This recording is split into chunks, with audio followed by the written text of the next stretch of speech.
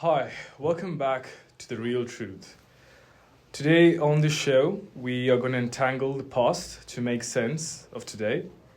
I'm Ro, and with me is Alex. Hi, Alex, how are you doing? I'm doing great, thanks.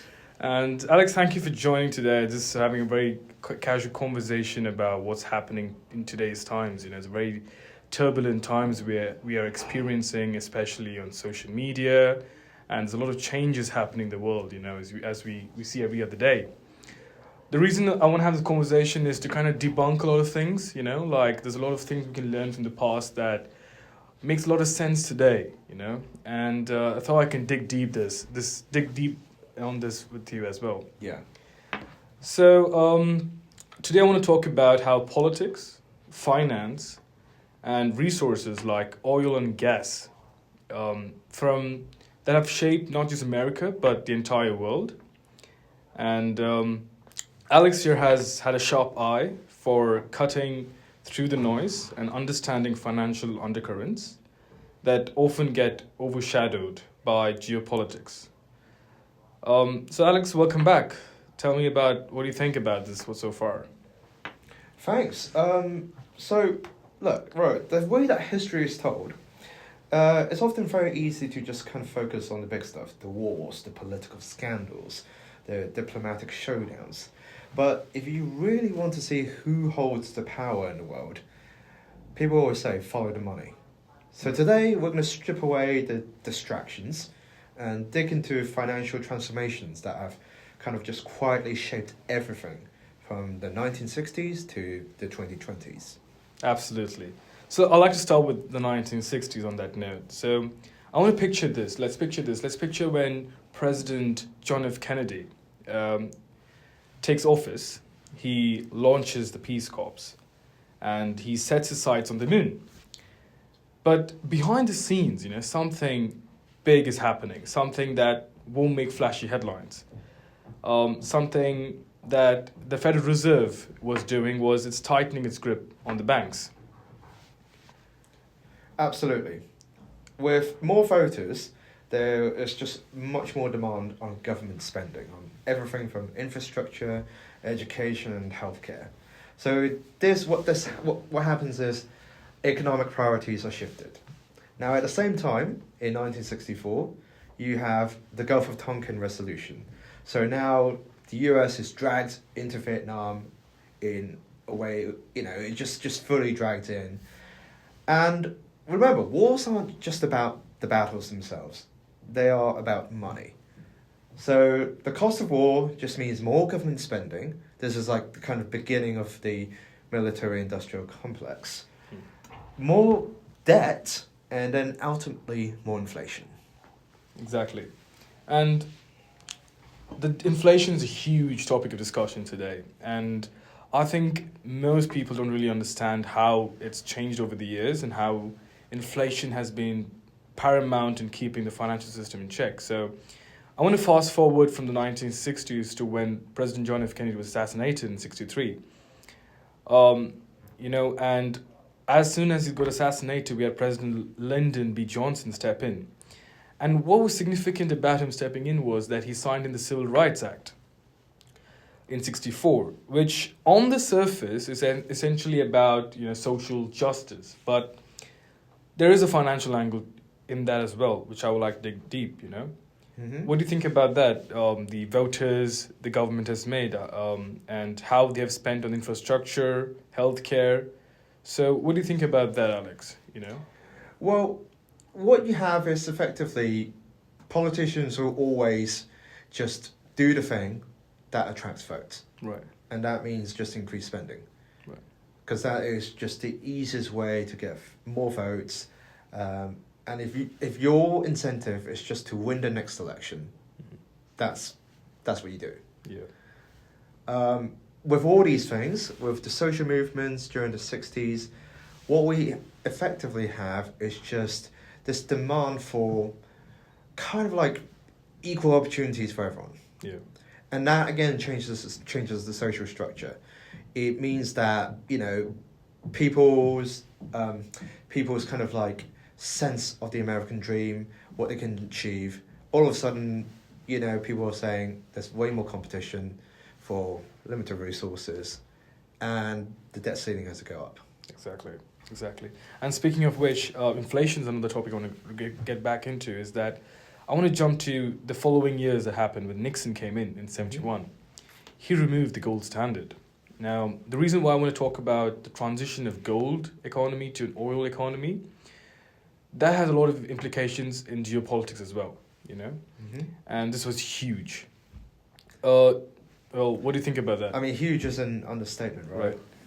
So you see, before 1971, every US dollar was backed by gold, which is a tangible asset. It keeps a currency in check.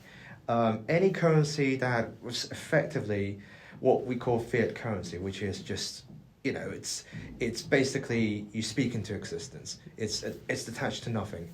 Every fiat currency inevitably collapses. So in 1971, the dollar was taken off the gold standard. And this begins, this now means that the entire world economy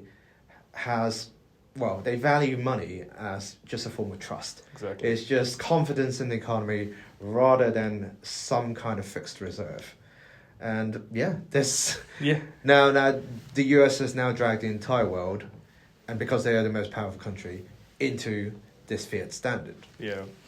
And I grew up in the Middle East, so I've seen OPEC countries position themselves strategically in making a lot of benefit from this, So let's not forget about the OPEC, the oil, and followed by Nixon, we had the Tehran Agreement in Iran, And that was because oil-producing countries it gave the oil-producing countries more control over prices. And that's very important to note. That's a very important point there, because once the gold standard was taken off, the shift to oil-rich economies kind of pivoted the way the world moved in terms of growth, in terms of their oil embargo, which happened as well in 73, So while all this is happening, geopolitics, something that I really want to put some limelight onto that. So what do you think about the whole shift that happened, from gold to oil?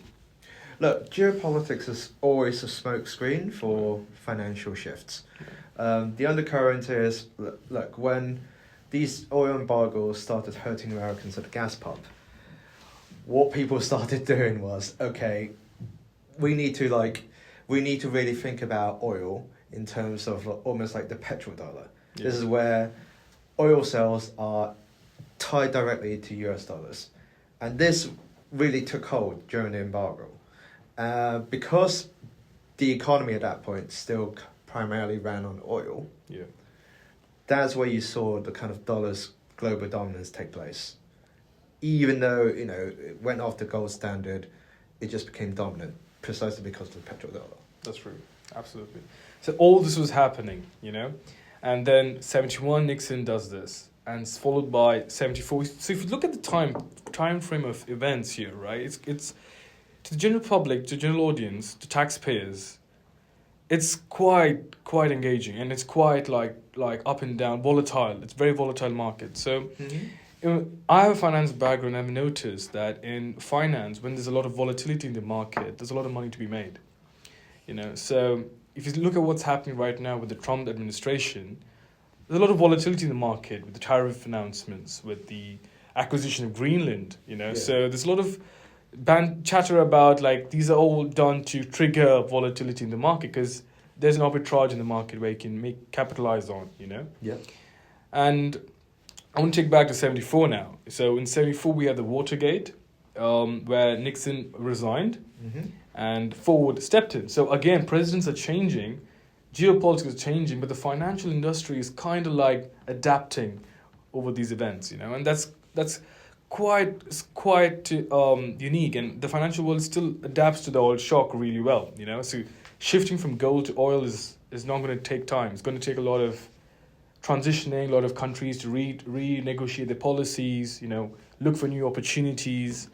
So 74, the Watergate was quite significant. So what do you think happened in 73? I know the market crashed, let's dig deeper about that as well. Yeah, I mean, the stock market crashed in 73 partly due to the oil prices. Exactly. Now, deeper down though, there was instability in monetary policy, Yeah. which leads to financial protections like ERISA in 1974, Yeah. which safeguards retirement funds.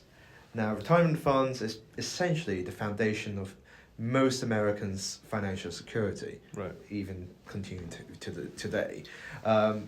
In fact, what you're finding increasingly is this wealth transfer Mm-hmm. from the younger generations to the older generations. Remember, who votes? Yeah. It is the older generations. So they're just voting in people who agree with protecting their financial position. Exactly. So, I want to talk about how this is relevant today in 2025. You know, we shifted from gold, Yep. we've moved to oil, and now I want to talk about the fiat currency. So, what do you think about CBDCs, digital currencies and stuff like that? I think essentially what we're trying to get back to is some form of rarity. Right. We're trying to get back to some kind of scarcity economy. This is why we see the growth of cryptocurrencies, Mm-hmm. Bitcoin being the start. Mm-hmm. There's a finite amount of Bitcoins. There's this a lot of people describe Bitcoin as digital gold, precisely because we shifted from from gold to fiat currencies. We're now desperately trying to find this digital scarcity in the form of cryptocurrencies, and central banks are now trying to create their own form of digital currency, the CBDCs they talk about. Yeah. One famous example of an experiment was the one that was run in China for a brief period, where the central bank started releasing a digital currency, again, kind of pegged to the central bank. Mm-hmm. And what happens when people lose trust in traditional money? Well, there's an argument that, people don't always trust physical money anyway. Yeah. Like, physical money has a lot of issues attached to it. Yeah. Famously, you should never just put your money underneath the bed. You should invest it. You should put it somewhere where it's productive. Exactly. So as to how much trust has been lost in traditional money, Mm-hmm. I'll say based on the amount of attention on cryptocurrencies, a lot. Yeah. People are looking at decentralized finance and Yeah. all of that, and it's it is kind of symptomatic of the loss, the lack of trust in this fiat currency, in this fiat system. Exactly. And speaking of fiat currencies, a lot of governments are kind of bringing it into the policies and the framework. So speaking of which, in India as well, the government did take a lot of initiative in looking at digital rupee. Mm-hmm. That was a currency they looked into, but that I don't think that is completely decentralized, because it's a digital asset still that is monitored by the government. Yep. So there is still a mediator player in the transaction. But I think all this is happening is, like you said, transfer of wealth. And that's happening as we speak. Over the next decade is going to change a lot. So the main topic I want to pick is energy here. Mm-hmm. And energy is where every country is after. We know that now data centers everyone's rushing to mine data centers. France is announcing investments, US is announcing investments. So everybody's chasing energy. So energy is something went from oil being the backbone. We went from gold to oil being the backbone. And now we're pushing towards renewable. So Yeah. I had a mate of mine who told me, Rohit, when you in Abu Dhabi, we have the Abu Dhabi National Oil Gas Company. The chairman of Abu Dhabi chaired the COP28. So there was a lot of skepticism about that, But I believe that if we are going to transition into renewables, it's got to be the oil-rich countries that take it forward, Mm-hmm. because they have been able to capitalize on the oil wave, and now they are in the perfect position to help the world transition from oil economies to renewable economies. So I think the same forces are at play, to be honest, in all honesty. Yeah. What do you think about that? I think you have to include the oil-producing countries. You have to include countries. So, for example, there were a lot of controversies when the latest COP was held in Azerbaijan. Yes. Especially in their opening statement, they said we believe in oil, essentially. Yeah. And oil, even though it's a finite resource, there's still at least 50 to a century of it left. Yeah. So in the immediate future, we will still be using oil and gas. By sheer coincidence, Yeah. a lot of oil producing countries also happen to have a lot of sunlight, Exactly. Yeah. which is perfect for renewable energy. Even like a country that exports fossil fuels, like Norway, Yeah. has voluntarily just gone to a renewable system. Renewables, exactly. The highest, like 95% electric vehicle penetration rate. Yeah. Like you get Americans complaining, oh right, I'm sorry, we live in Minnesota, it's like really cold and that's bad for the batteries. Norway Yeah. is just going full electric vehicles. Exactly. So I mean, there's a lot to learn there, and so what's the takeaway for our listeners now? Like, I wanna be able to give them, just about what's really happening, and what do you think is a big takeaway from all this is happening? Look, similar to oil, a lot of the undercurrents that drives geopolitics today Mm-hmm. will be some kind of resource battle. Right. In the same way like oil was weaponized in the 1970s, as we discussed. Today, access to things like lithium, rare earth minerals, all kind of like really kind of crucial to battery production. That kind of represents the new battlefield. Yeah. And countries are seeking to dominate these resources in order to kind of just become the next big economic power. Yeah. I would say the biggest lesson, look, geopolitics is the distraction. Mm-hmm. Finance is always the driver. Mm-hmm. When you hear about wars, resource conflicts, or diplomatic crises, always ask, what is the financial angle? Yeah. Who benefits from the shift in money and power? Yeah, that's true. That's a solid note to end on.